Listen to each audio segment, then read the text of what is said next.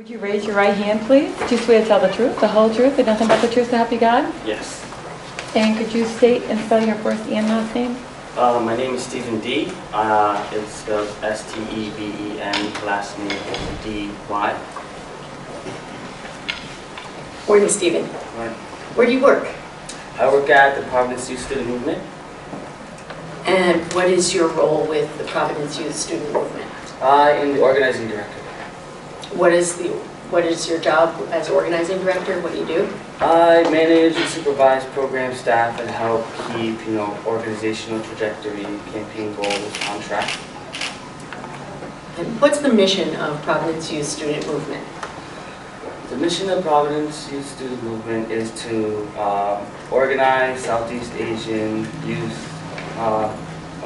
queer folks and families, to create social change that empowers Southeast Asian youth and to end street, state, and interpersonal violence within our community. Who does your organization serve? I'd say our constituents is youth and families, specifically Southeast Asian youth and families, but not limited to. We make sure that all the work we do benefits everyone, not just one specific group of folks. And how are you organized? Do you have members? How does that work? We have different programs in our organization that are held accountable by different groups of people in the city.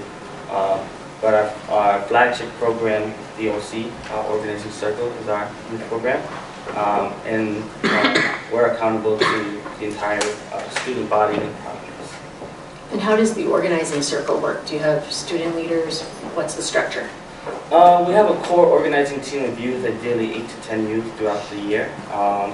But their job is to engage all of the young folks in Providence Public Schools, identifying issues that affect them and they hold to heart very closely, and figuring out solutions and how to tackle those issues.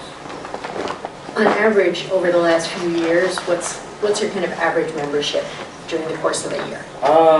It could fluctuate depending on funding, limited resources and things like that. So we try to pull in as many folks as we can, but we could have anywhere from 40 to 80 young folks engaged within the school year.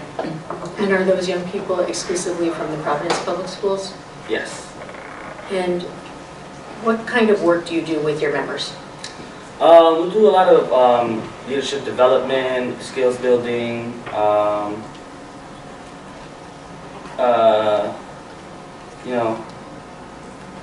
organizing. Mm-hmm. What kind of issues do you organize around? We've had organized around issues of police accountability, data segregation within Providence Public School Department. It's a number of things, I think our approach is very intersectional, so we try to look at everything through a racial justice, queer gender lens. So I think the issues we tackle touch upon a little bit of everything. And are there any campaigns you're working on right now with the young people? Yes, we're actually a part of the Counselors Not Cops campaign. And can you say a little bit about PRISM's role in that campaign? So our role is to kind of build awareness with the student body on what the effects of mental health and the benefits of mental health practitioners in schools are, as opposed to the disparities of criminalization of young folks in schools. So we're looking at things at like invest in youth and divest in incarceration of young folks. I forgot to ask you, how long have you been active with PRISM? I think I've been active in PRISM since 2009. And how did you start with the organization?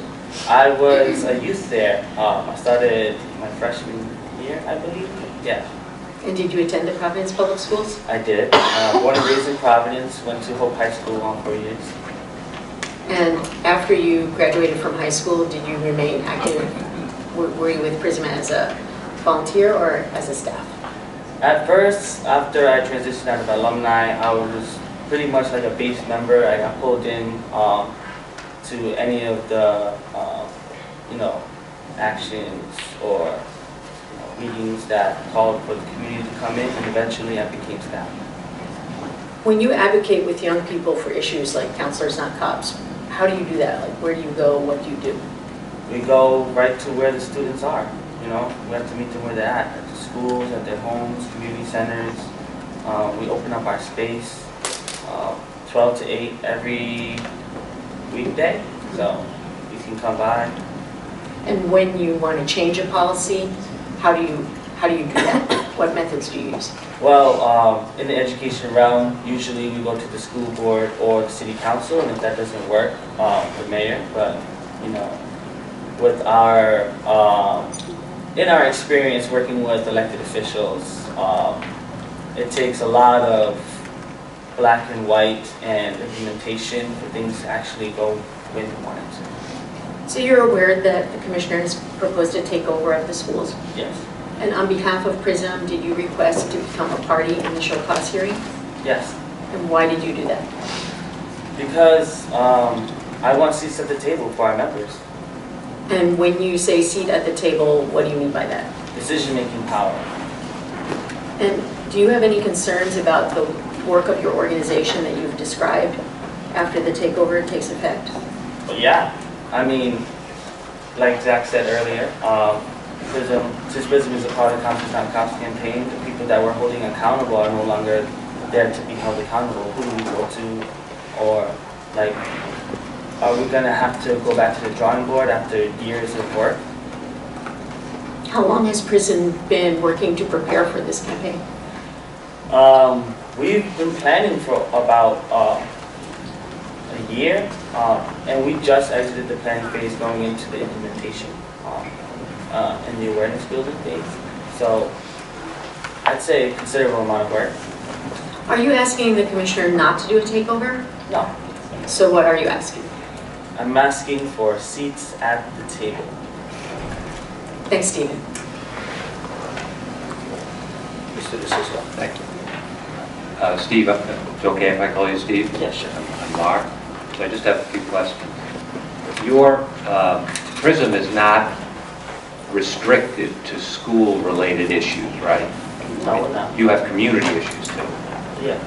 Well, what's the percentage The of your involvement in school-related issues as opposed to community-related issues? I feel like those issues are intersectional. I think students are the community, and if we want to tackle issues that students are affected by, then that affects the community. So it's all full circle to me. Well, are there any issues that your organization is involved with that are outside of school policies? Yeah. Can you give us an example?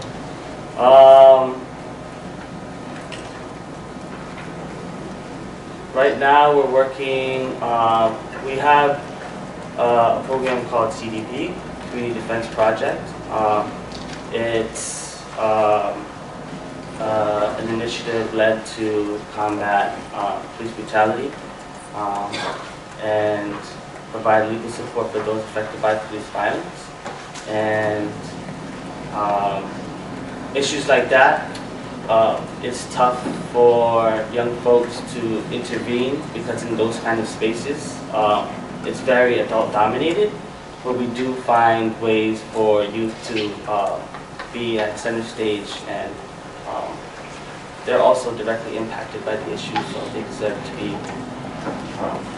honored in that way. That's good. And I know young people and students are directly impacted, but what I'm trying to get at is what's the percentage of your work in areas that are outside of the school, like you just mentioned? I can't give you that number right now. I'd have to look back and kind of crunch the numbers. But Yeah, I'm not looking for, I'm just trying to get a range. 50% of your work is outside of the school, 50% in, or what? I mean, there are cops in schools, so like I'm not sure I'm understanding the question. Okay, I'm not making it clear enough, that's my fault.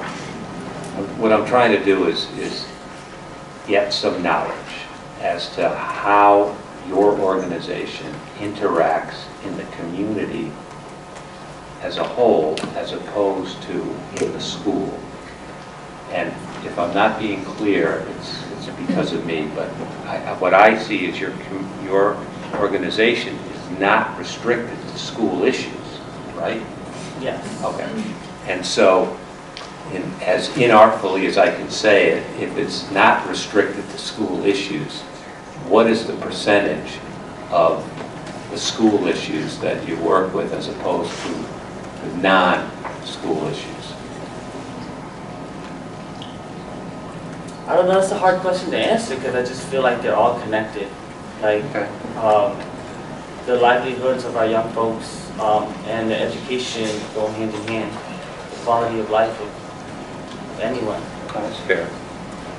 You indicated that your approach in trying to get your policies changed or to get your point of view across is to go and meet with, I think you said, first the school board on school-related issues, the school committee, right? Yeah. And then city council, right? Yeah. And then the mayor. If those two options fail, yeah. Okay. And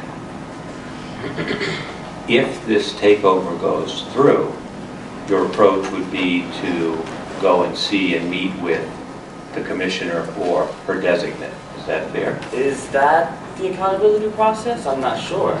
Okay. You don't know? No, can we? Can we go to you? We're going to ask the commissioner that in a moment because I'm sure the answer is going to be yes. And if that's so, that's no different from your current process with the school department, the city council, and then the mayor, is it?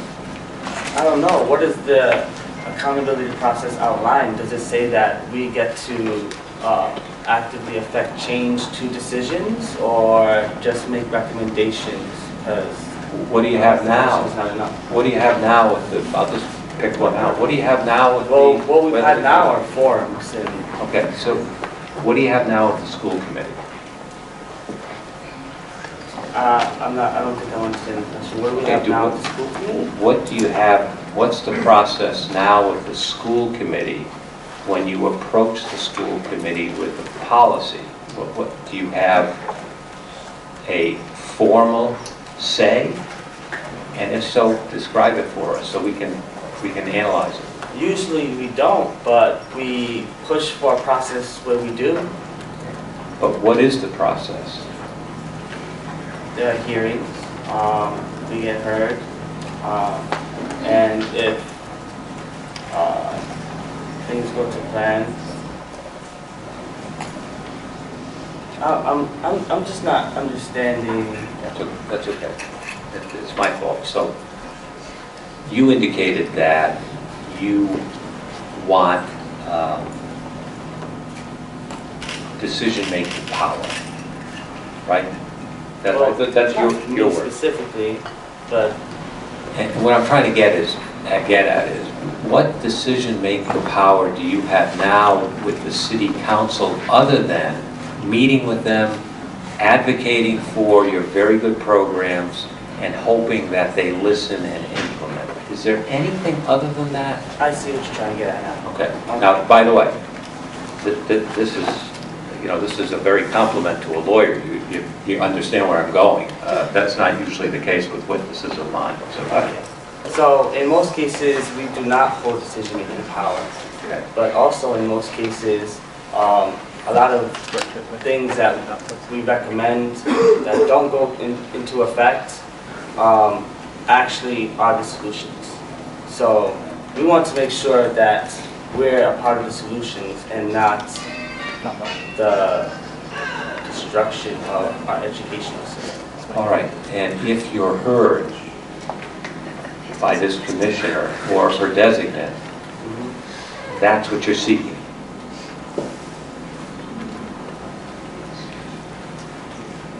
I don't know, that's a weird way to put it. Okay. I think Help me. what I'm seeking specifically is seats at the table. I don't know how much more I can clarify that, but Is it something different from what you have now with the Of school course it's committee, different from what we have now, the superintendent, the mayor? like, yes, it is different from what we have now, Okay. but that's why we're pushing for change. That's the exact work that we do. This is the reason why we're here right now. Right? It's because we don't get the things that we want. And then we have to go through things like litigation, lawsuits, and all of this legal jargon to get that point across. That's very good. Thank you very much. And redirect. Just a little. Stephen, let's break down the name of PRISM. What does PRISM stand for? The Providence Youth Student Movement. So the students are in the name. Yes. And when you do work relating to police violence, et cetera, who is affected by that? Our young folks. And are those students in the schools? Yeah. Can you explain this concept of intersectional, if you don't mind? Intersectional means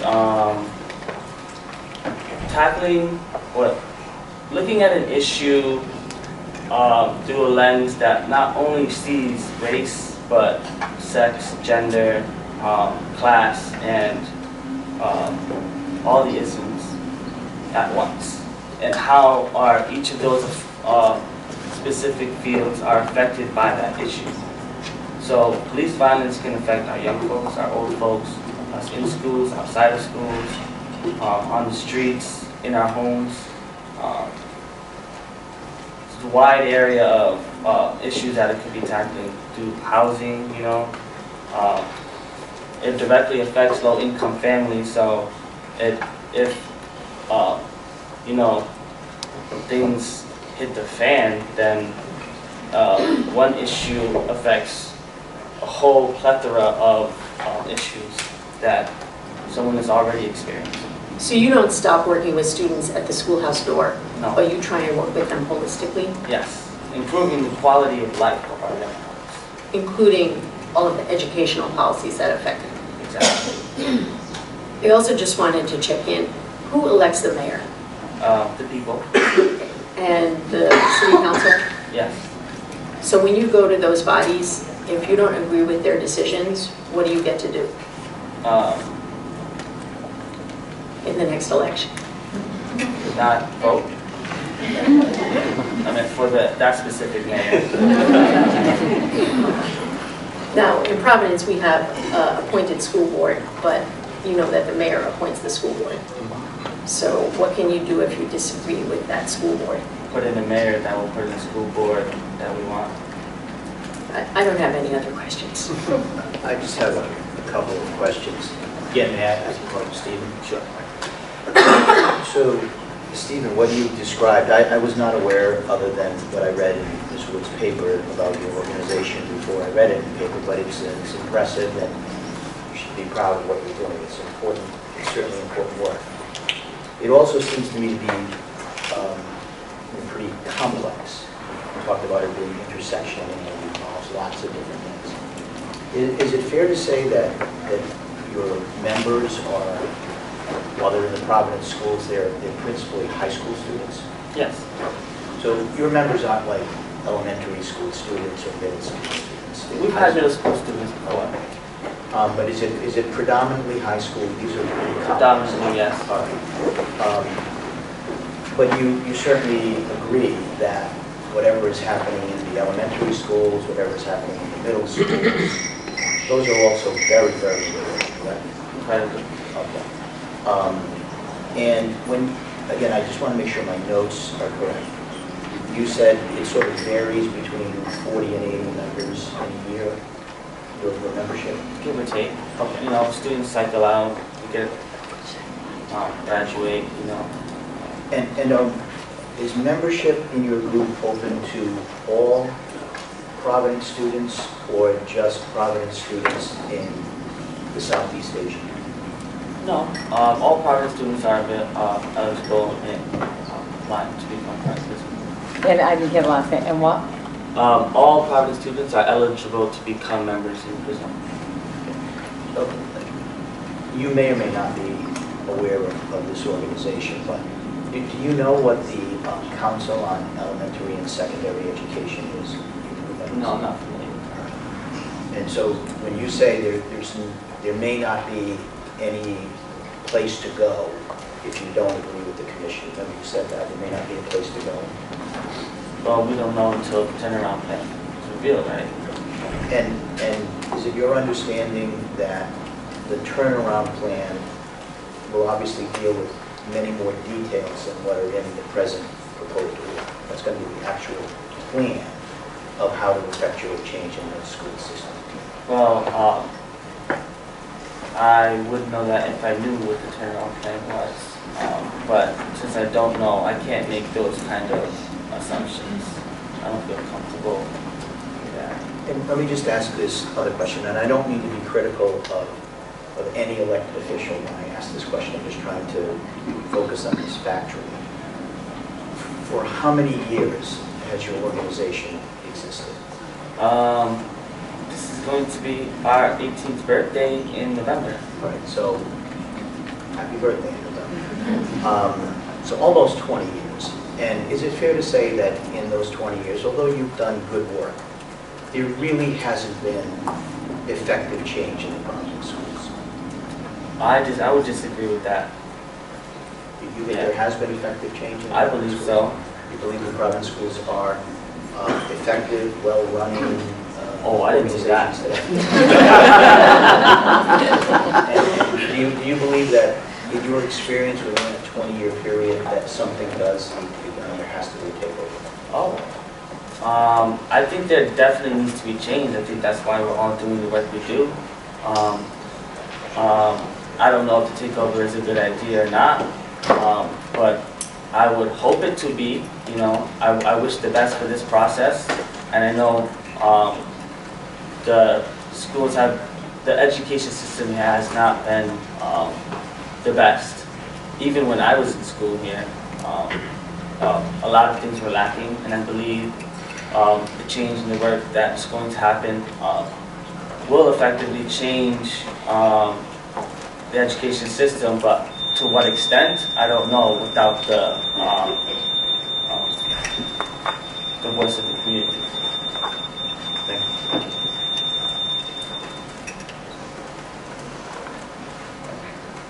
Okay, and this will probably be the last question I ask. I just want to get clear, because it has been said that you have the ability to elect the people in the positions. Have the people in power today been re-elected? The people that you're saying that you can go to now for change, have they been re-elected? The current people in power right now that are running the system, have they been re-elected? Because that's what you're saying, that you have the power to re-elect people or not elect people. Have they been re-elected? Alorza, are you talking about Alorza specifically? Well, just everybody in the positions that they have now that control the school system. Well, I mean, the system is built in the way it is so that specific people can be elected. And our pool of folks last year for mayoral candidates weren't the greatest. And the way organizing works, we want to be in the most favorable conditions as possible. So, yes, Alorza was re-elected. Okay, thank you. Anything further, Ms. Wood? Just a question. Stephen, PRISM's been around for nearly 20 years. You were asked whether the members are primarily in the high school. Based on the 20 years of people who are now in Providence who've been active with PRISM, do you have high school members, alumni members, little brothers and sisters and children at every level in the school system? Oh yeah. And how does PRISM view itself in terms of a family? exactly what that is, a family. Well, can you explain that? I mean, the way PRISM works is that we're mentored by our community. You know, it takes a village to raise a child, but it takes a mother to raise a village, right? So parents, families, young folks at all sectors, when they were young, growing up to become parents, they've been part of the process entirely. Thanks, Stephen.